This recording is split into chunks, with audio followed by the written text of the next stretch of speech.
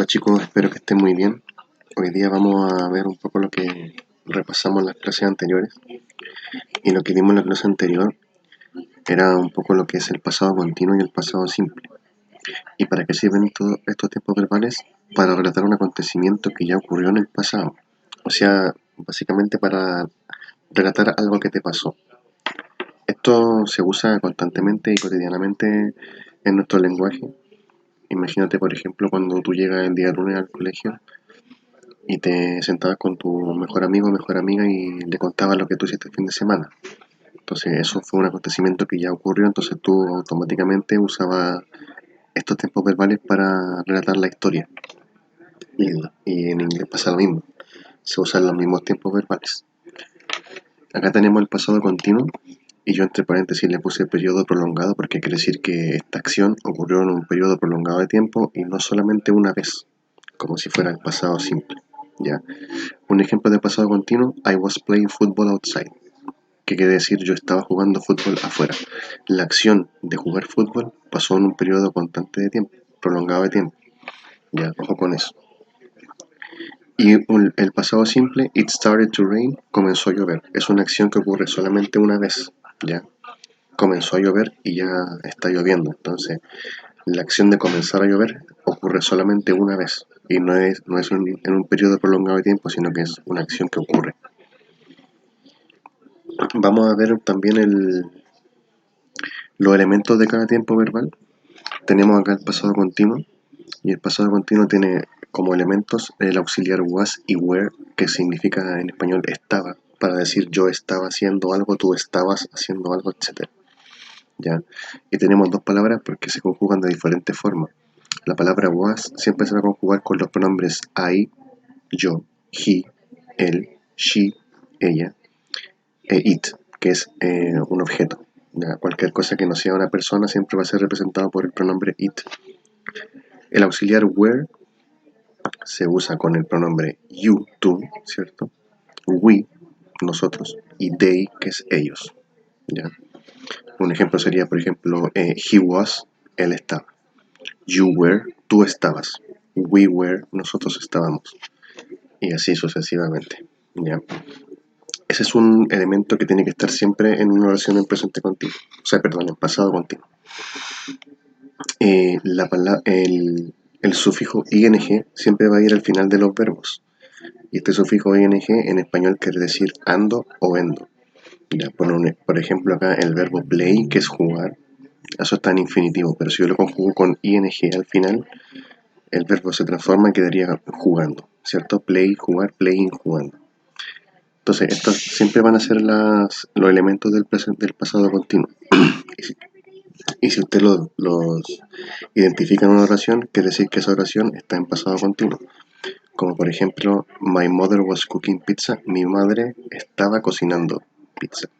Ya acá tenemos la palabra was, porque obviamente my mother, mi madre, por los pronombres es representado por she, por ella. Y she siempre va a ir con was. Entonces aquí vamos a poner my mother was, mi mamá estaba. La palabra cook, ¿cierto? Que es cocinar, le agrego el ing y ahí quedaría cocinando. Y lo que viene después siempre va a ser un complemento. Puede ser pizza, hamburgers, etcétera, ¿cierto? Esos son los elementos del pasado continuo. Siempre tiene que estar el was o el were y siempre tiene que haber un verbo con ing. En cambio, el pasado simple tiene solamente dos elementos básicos que son los verbos regulares y los verbos irregulares.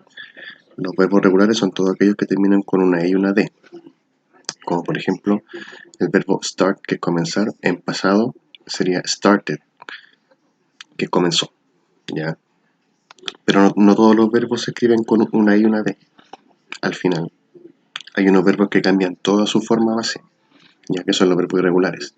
Como por ejemplo el verbo eat, que es comer, en pasado se dice ate y se escribe muy diferente a cómo se escribe en presente. La única forma de aprenderse bien los verbos irregulares es de memoria. Siempre, si usted busca en internet verbos irregulares en Google, le va a salir una infinidad de palabras que están con su verbo en pasado. ¿Ya? Acá tenemos un ejemplo. My brother finished his homework. Y la palabra finish, que es terminar, está con una y una de eso, quiere decir que está en pasado. Mi hermano terminó la tarea, su tarea. Ya, esto ocurre una vez, porque la palabra terminar ocurre una vez. Yo no digo estoy terminando. Siempre va a decir yo terminé. Una vez. Y acá tenemos unos ejemplos de cómo se mezclan las oraciones para relatar un acontecimiento. Y estas oraciones siempre se van a unir con la palabra when, que significa cuando. Por ejemplo, My little sister was running when she fell. My little sister was running en la oración en presente en pasado continuo. Mi pequeña hermana estaba corriendo. She fell es la oración en pasado simple, que pasó una vez, se cayó. Y estas dos oraciones yo las junto con la palabra when, que es cuando. Entonces quedaría, mi hermana pequeña estaba corriendo cuando se cayó. Relaté el acontecimiento, que el acontecimiento principal es que se cayó. Pero ¿cuándo pasó esto? Cuando ella estaba corriendo, o sea, estaba haciendo otra cosa. Ya, se unen las dos oraciones para formar un acontecimiento. Siguiente ejemplo. We were playing football when it started to rain. Estábamos jugando fútbol cuando comenzó a llover. O sea, nosotros queríamos decir que comenzó a llover, pero ¿cuándo pasó eso? Cuando estábamos jugando fútbol. Mientras otra acción estaba pasando. Siguiente ejemplo. They were eating pizza when their mother arrived. Ellos estaban comiendo pizza cuando su mamá llegó. O sea, la acción principal es que la mamá llegó. Pero ¿cuándo pasó eso? Mientras ellos estaban comiendo. O sea, pasaron dos cosas a la vez. Último ejemplo. I was watching TV when the phone rang. Yo estaba viendo televisión cuando el teléfono sonó. Entonces, en la opción principal acá es que el teléfono sonó. Pero ¿cuándo pasó eso? Cuando yo estaba viendo televisión. Mientras yo estaba haciendo otra cosa.